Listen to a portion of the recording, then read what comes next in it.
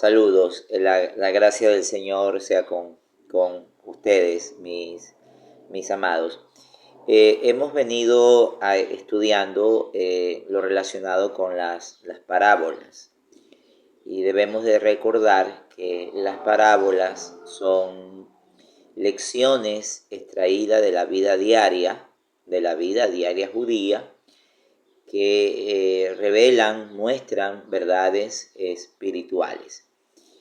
Para entender las parábolas, nosotros tenemos que conocer por lo menos parte o algo de la cultura judía, porque las parábolas son extraídas de esa vida diaria.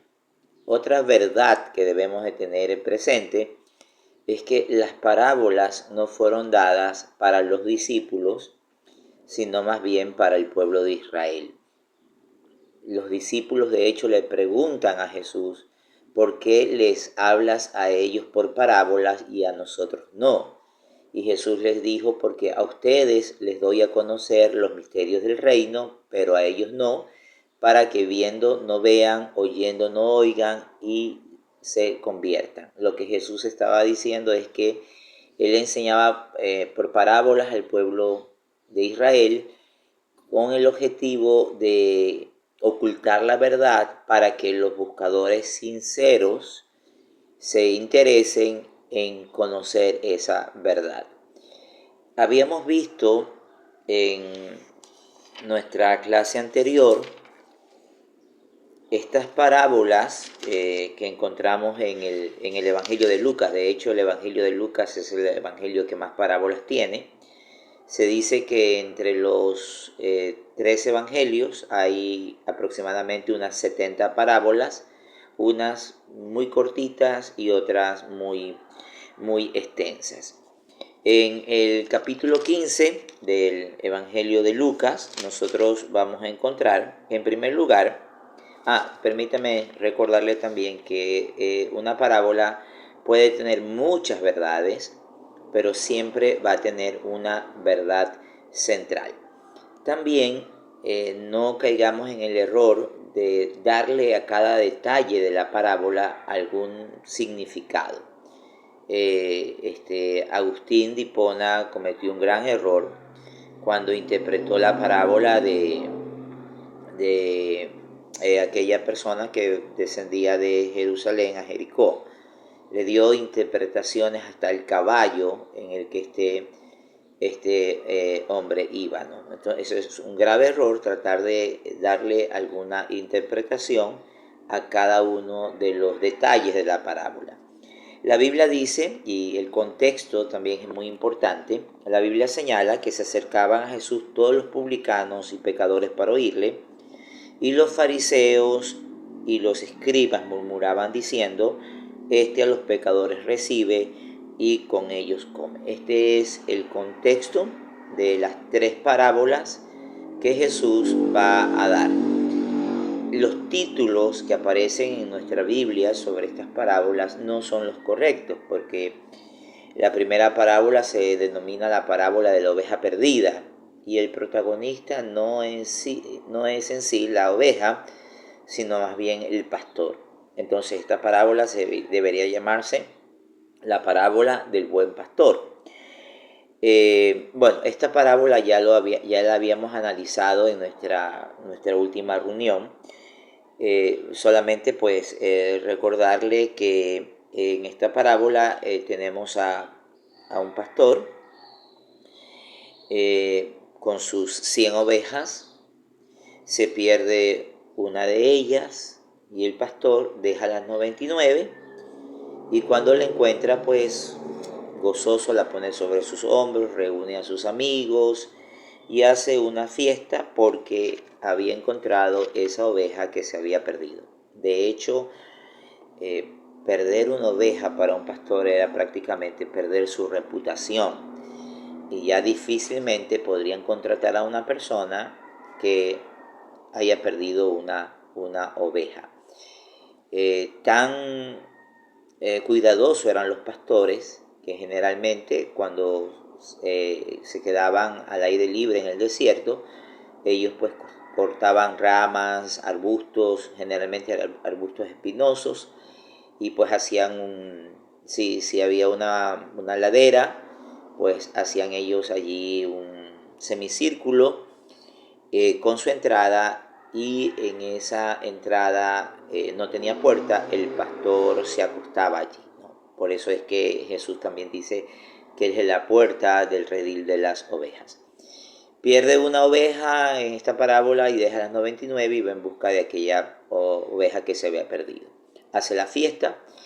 Entonces lo que Jesús le está diciendo a los escribas y a los fariseos, porque los escribas y fariseos murmuraban porque Jesús se había sentado con pecadores a comer, que Jesús los recibía y con ellos comía.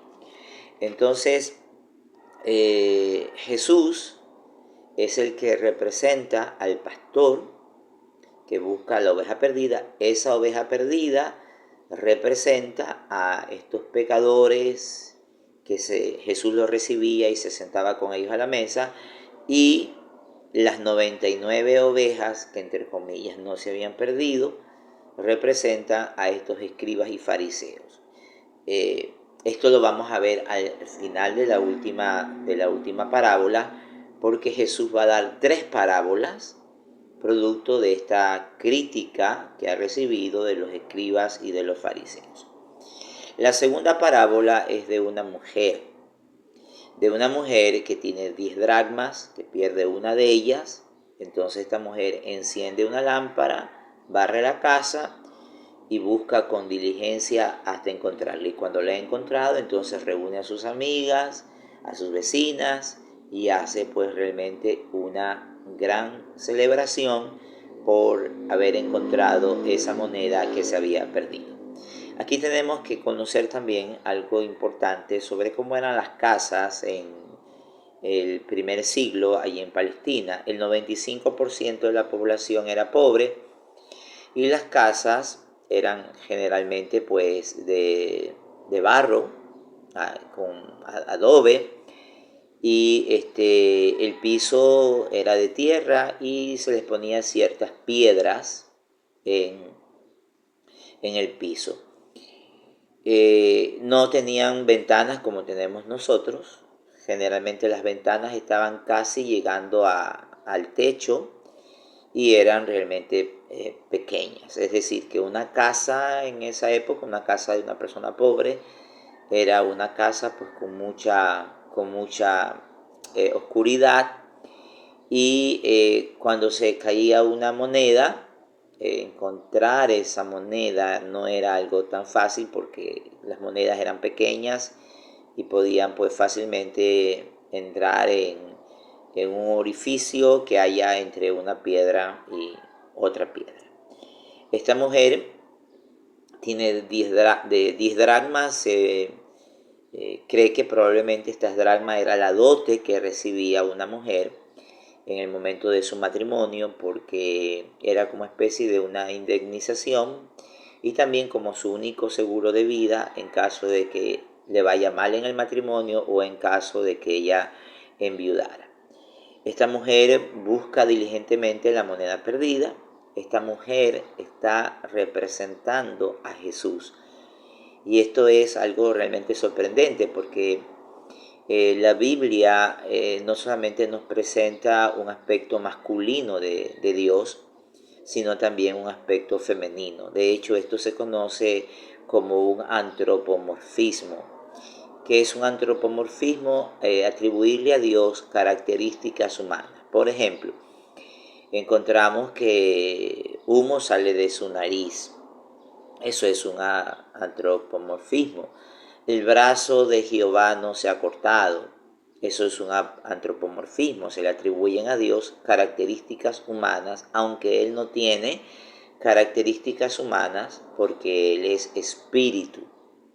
Cuando dice la Escritura que fuimos creados a imagen y a semejanza de Dios, no quiere decir que Dios tenga nariz, que Dios tenga oídos, como cuando también la Biblia dice que el ojo de Jehová recorre toda la tierra. Recordemos que Dios es espíritu.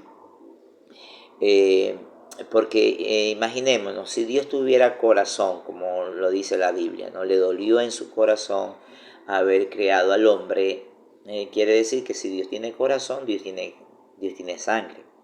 Porque una de las funciones del corazón es succionar sangre y bombearla, la sístole y la diástole, ¿no? Entonces Dios tendría sistema circulatorio, Dios tendría sistema hepático, Dios tendría un sistema digestivo, Dios tendría un sistema respiratorio, pero Dios es espíritu.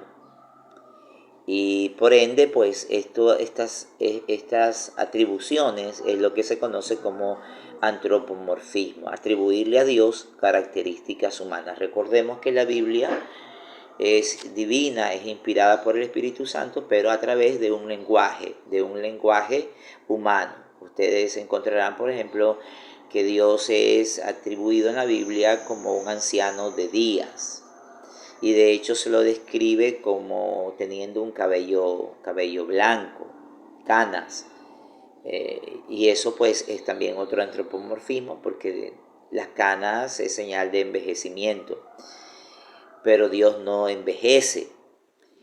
De hecho, la palabra anciano en la escritura revela es madurez, conocimiento, sabiduría. Por eso en la Biblia hay una gran diferencia entre el anciano y el viejo. Lo viejo es aquello que está caduco, que está obsoleto. Elí, que era un sacerdote en el pueblo de Israel, la Biblia lo describe como una persona vieja, gordo y pesado. Y siempre aparecía Elí sentado en una silla hasta que finalmente se rompió esa silla y él se desnucó. Entonces estos son antropomorfismos y aquí tenemos este antropomorfismo que Jesús se presenta en esta parábola como una mujer. De hecho hay muchas otras expresiones, por ejemplo, cuando encontramos en la Biblia que aunque la madre olvide, Jehová nunca olvidará, ¿no? Dios se atribuye también no solamente paternidad, sino también maternidad. Y de hecho el apóstol Pablo también usa un lenguaje antropomórfico para hablar de la paternidad y hablar también de la maternidad, ¿no? A los Gálatas le dice hijitos por quienes vuelvo a sufrir dolores como la mujer que está de parto. Entonces, en esta segunda parábola, esa drama perdida representa a esos pecadores que se han sentado con Jesús, pues Jesús los ha recibido. Y la siguiente parábola, que es mal llamada la parábola del hijo pródigo, porque como en la parábola de la moneda perdida, no es la moneda la protagonista, es la mujer, en este caso representando a Jesús, que busca diligentemente esa moneda. Y en esta tercera parábola, el protagonista es el padre, porque no hay un hijo pródigo, hay dos hijos pródigos. Y en esta tercera parábola ya vamos a ver con mayor claridad las otras dos parábolas, porque esto va en crecimiento, ¿no? Esto es como una película y aquí pues tenemos ya el final, el desarrollo final de esta película. Un hijo le dice a su padre, dame la parte de los bienes que me corresponde, y eso pues en esa cultura judía no era permitido, porque era como que el hijo le estaba deseando a su padre la muerte. Entonces el padre respeta la decisión del hijo, le reparte los bienes y dice la Biblia que no muchos días después este muchacho, juntándolo todo, se fue lejos a vivir a una provincia apartada, gastó todo lo que tenía y comenzó a faltarle. Entonces él deseaba llenar su vientre de las algarrobas que le daban a los cerdos porque consiguió trabajo cuidando cerdos. Y dice la Biblia que este muchacho, volviendo en sí, dijo: ¿cuántos jornaleros en la casa de mi padre tienen abundancia de pan y yo aquí perezco de hambre? Me levantaré, iré y le diré a mi padre que he pecado contra el cielo y contra él, y que me haga como uno de sus jornaleros. Levantándose, dice la escritura, vino a su padre, y cuando aún estaba lejos, lo vio su padre. Aquí hay algo muy importante, porque generalmente los techos de las casas en aquella época, al que se accedía por una escalera externa. En estas casas del primer siglo las escaleras no eran internas, sino externas, y ese techo tenía varias funciones. Obviamente proteger del sol, proteger de la lluvia, también para poner a secar allí la cosecha, ya sea de trigo, de cebada, como también un lugar para descansar, para refrescarse, porque como las casas eran con poca ventilación, pues generalmente se usaba el techo, pero también como puntos de observación, porque en esa época también habían ladrones, y una forma pues de proteger un poco a la familia y los bienes era pues usar el techo como punto de observación. Otra costumbre, y esa aparecen también en el Evangelio, es de ese tesoro escondido en el campo, porque las personas, como sus casas eran de barro, fácilmente podían hacer un hueco en la pared, y de hecho en Jeremías se habla de que alguien viene huyendo de la osa, se mete a su casa y se apoya en la pared, y allí en la pared hay una serpiente, ¿no? Las personas, sus pocas pertenencias o sus pertenencias de valor, generalmente el padre de familia en horas de la noche, en horas de oscuridad, él iba pues al campo, que nadie lo vea, y ahí enterraba sus pertenencias de valor, eh, con la intención de que si llegan a entrar a su casa a robarle, pues no le roben eso que tenía, ¿no? Y entonces ahí ustedes recordarán la parábola de alguien que encuentra un tesoro en el campo y va y compra el terreno, y por esa perla de gran precio que ve allí. Entonces lo vio su padre y fue movido a misericordia y corrió. Y el padre va a hacer algo no admitido en esa cultura, porque era impropio que un anciano corriese. Pero también hay algo más detrás de esta acción del padre de correr, y era el hecho de una norma que se llamaba la casa del desterrado. Cuando un hijo ofendía gravemente a su padre, la comunidad, porque era una sociedad muy comunitaria, se reunía y llamaban a ese muchacho el desterrado. Este muchacho no podría ser parte más de esa comunidad, a menos que el padre, antes de que se haga el juicio y se rompa un objeto de cerámica, si el padre le otorgaba perdón, este muchacho podía ser admitido nuevamente. Por eso es que este padre corre, porque probablemente esta costumbre la podrían aplicar contra su hijo, y este hijo ya nunca podría volver a ser parte de esa familia ni de esa comunidad. El padre corre, eh, se echa sobre su cuello, lo besa, y bueno, el padre lo perdona. Maten el becerro gordo, porque mi hijo muerto era y ha revivido, se había perdido y ha sido hallado. Y ahí entra en escena el hermano mayor, que cuando llega a casa y escucha la fiesta, la celebración, pregunta qué era aquello, y le dicen que tu hermano ha vuelto y tu padre ha matado el becerro gordo, y por haberlo recibido bueno y sano. Entonces este muchacho se enojó y no quería entrar. Salió por tanto su padre y le rogaba que entrase. Y le dice el padre: padre, tantos años te he servido y nunca me ha dado ni un cabrito para gozarme con mis amigos. Tu hijo que gastó los bienes en rameras, ha venido y tú los has recibido con abundancia de generosidad. Entonces el padre le dice: hijo, tú siempre estás conmigo y todas mis cosas son tuyas, me era necesario hacer fiesta y regocijarnos, porque tu hermano era muerto y ha revivido, se había perdido y ha sido hallado.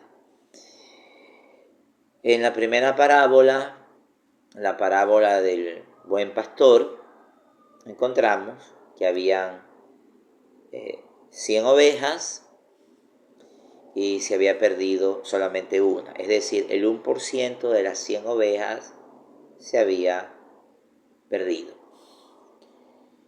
Las 99 ovejas que no se habían perdido representan a esos escribas y fariseos que critican a Jesús, y el 1%, esa oveja perdida, representa a esos publicanos y pecadores que Jesús ha recibido y se sientan con él a la mesa. En la siguiente parábola, el pastor que busca la oveja perdida es Jesús, la oveja perdida, los publicanos y los pecadores. En la siguiente parábola, Jesús es representado por esa mujer que tiene 10 dracmas y ha perdido una. Es decir, esta mujer ha perdido el 10%, mientras que el 90%, entre comillas, no se había perdido. En esta tercera parábola, el padre tiene 2 hijos. Un hijo se ha ido a vivir perdidamente y el otro hijo se queda con el padre. Es decir, un 50% se fue. El padre en esta parábola representa a Jesús. Pero en el desarrollo de esta última parábola vemos que ambos estaban perdidos. El hijo que se fue, por su sentido de independencia, de libertinaje, y el hijo que se quedó. Si ponemos en balanza, más perdido estaba el que se quedó que el que se fue. Porque el que se quedó, aunque servía al padre, no conocía realmente a su padre. Todo este tiempo te he servido, tú nunca me has dado un cabrito, ni siquiera para gozarme con mis amigos, pero viene tu hijo que ha desperdiciado todos tus bienes y lo recibes con abundancia de generosidad. Ese hijo que se ha ido a vivir perdidamente representa a esos publicanos y pecadores que Jesús recibe. Pero ese hijo que según él cree, conoce al Padre, está cerca del Padre, pero realmente no conoce al Padre, representa a esos fariseos y escribas que en vez de criticar a Jesús por recibir a pecadores y publicanos, más bien deberían de haberse gozado. Los 99 justos, que entre comillas no necesitaban arrepentimiento porque ellos se querían extremadamente santos, eran los escribas y fariseos. Las 9 dracmas que no se perdieron representaban también a estos escribas y fariseos. Y estos 2 hijos, tanto el que se fue como el que se quedó, representaba a toda la humanidad, en este caso a los publicanos y pecadores, y también a los escribas y a los fariseos. Ok, ahí vamos a terminar. Esperamos pues que esta palabra le pueda edificar a cada uno de ustedes. Si tienen alguna pregunta, con gusto me la hacen llegar. Un abrazo, Dios les bendiga.